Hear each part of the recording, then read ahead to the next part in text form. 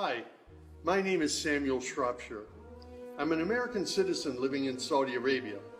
I came here in November 2011, not knowing anything about Islam or the Prophet Muhammad, peace be upon him.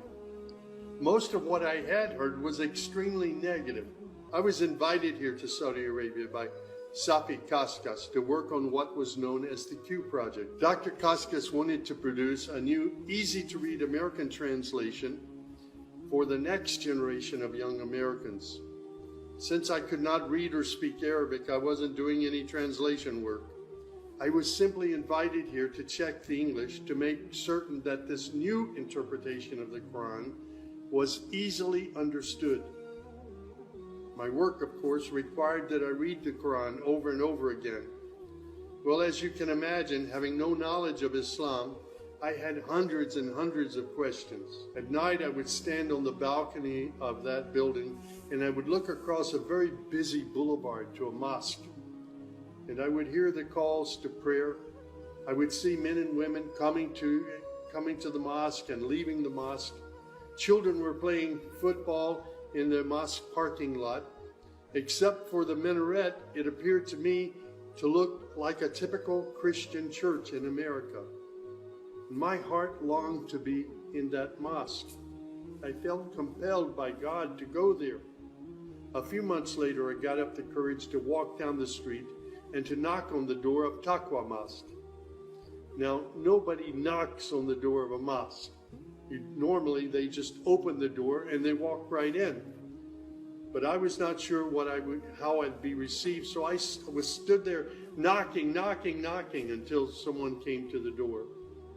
That person simply said, "May I help you?" I said, "My name is Samuel. I'm a Christian from the United States. Is it okay if I come inside?" And that man, Shafiq Zubir, who was the caller to prayer, he reached out and he hugged me and he said, "Of course, come in." I sat in the back of the mosque during prayer times for 3 days. I didn't understand what was going on. I saw men standing, bowing, putting their heads to the floor as the Imam led them in prayer. I had little knowledge about what was happening, but I felt God's presence in that mosque. People often ask me, "Sam, how did you become a Muslim?" In the church was a library, and in that library were children's books. One of the books my mother got over and over again was called The God of Abraham. In that book were beautiful color photos of camels and deserts. She would read me the story of Abraham, how he was commanded by God to leave his mother and father because they were worshiping idols. She would pause and she would say, "Sammy, you always have to pray to the God of Abraham. There is only one true God, the God of Abraham." My commitment to God has been strong and enduring since my younger years. And now I have found absolute peace in Islam, in a faith that I once thought was hostile.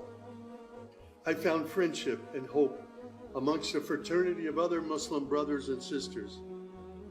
I have found a family of believers.